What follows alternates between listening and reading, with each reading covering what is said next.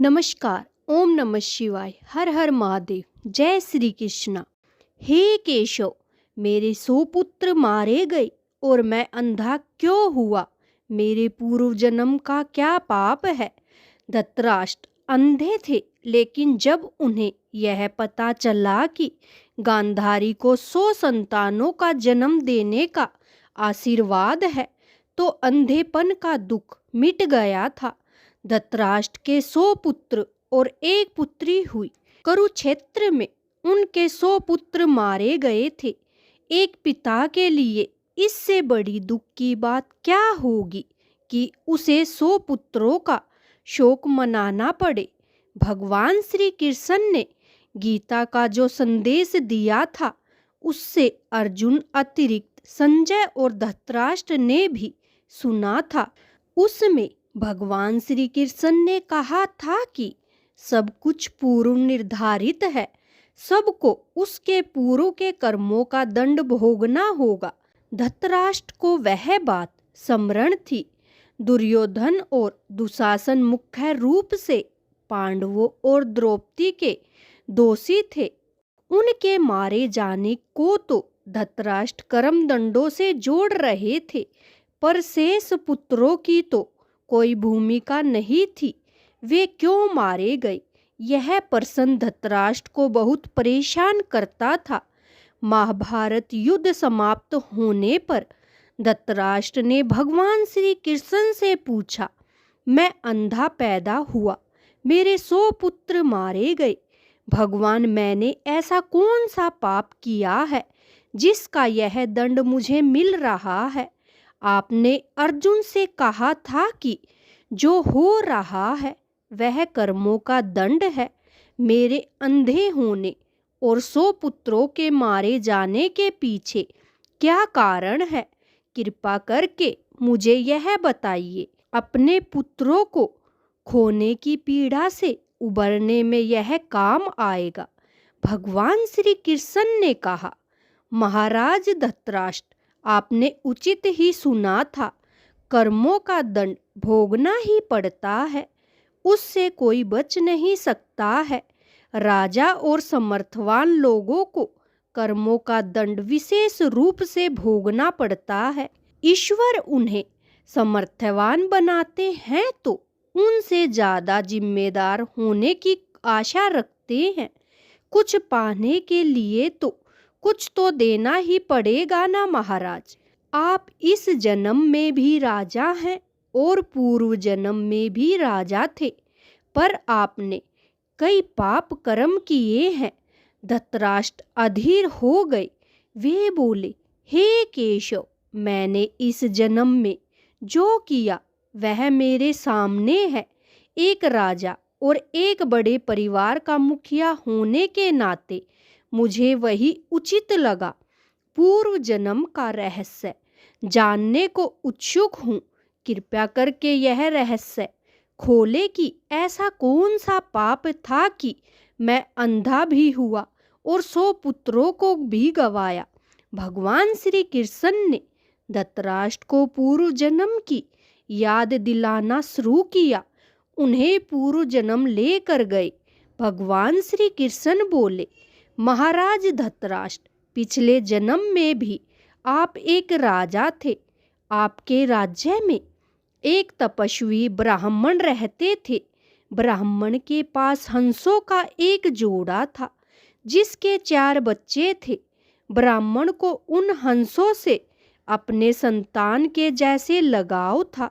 ब्राह्मण को तीर्थ यात्रा पर जाना था, लेकिन हंसों की चिंता में वह नहीं जा पा रहा था। उसने अपनी चिंता एक साधु को बताई। साधु ने कहा, तीर्थ में हंसों को बाधक बताकर हंसों का अगला जन्म खराब क्यों करते हो? राजा प्रजा पालक होते हैं। तुम और तुम्हारे हंस दोनों उनकी प्रजा हो। हंसों को राजा के संरक्षण में रखकर तीर्थ को जाओ।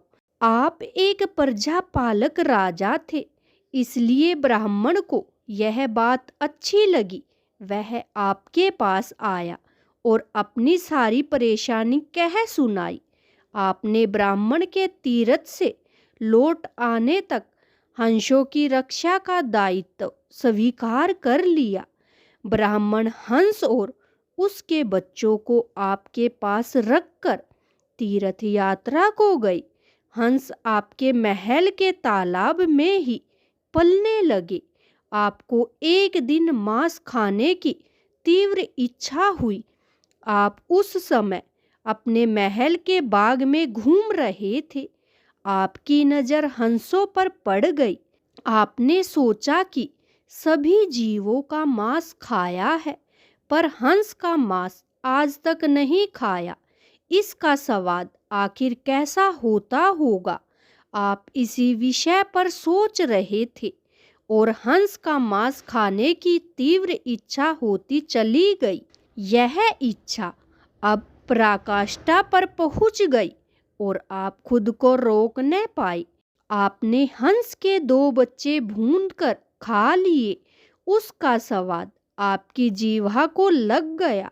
हंस के एक एक करके 100 बच्चे हुए। आप सबको खाते चले गए। अंततः हंस संतानहीन होकर दुख में मर गया। कई साल बाद वह ब्राह्मण तीर्थ यात्रा से लौटा और आपके पास आया। उसने आपसे अपने हंसों के बारे में पूछा।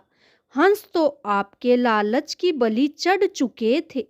प्रजा पालक राजा यह कैसे कहता कि उसने अपनी प्रजा की संपत्ति को चुपके से लूट ली थी।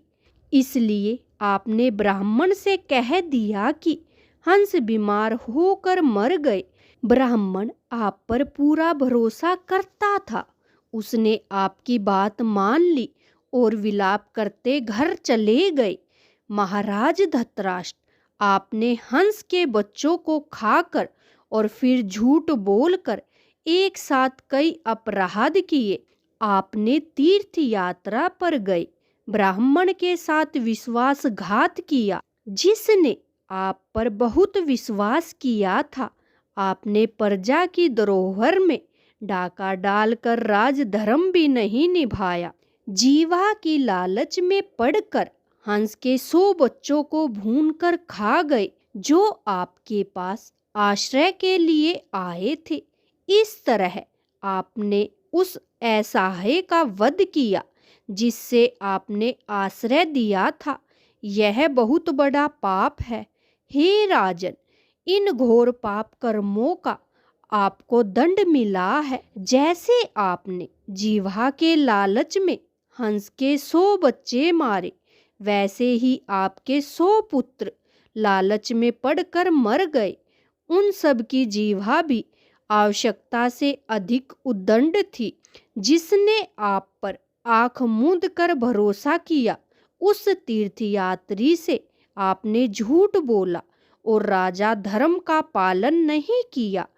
कोई आंख मूंद कर विश्वास करे तो उसका विश्वास कभी नहीं तोड़ना चाहिए। इसी विश्वासघात के कारण आप अंधे और राजकाज में विफल व्यक्ति हो गए। भगवान श्री कृष्ण ने कहा, सबसे बड़ा छल होता है विश्वासघात। आप उसी का फल भोग रहे हैं। यह वीडियो आपको कैसी लगी कमेंट में लिख कर बताएं। ऐसी ही वीडियो देखने के लिए चैनल को सब्सक्राइब कीजिए और वीडियो को लाइक कीजिए। वीडियो देखने के लिए आपका बहुत बहुत धन्यवाद।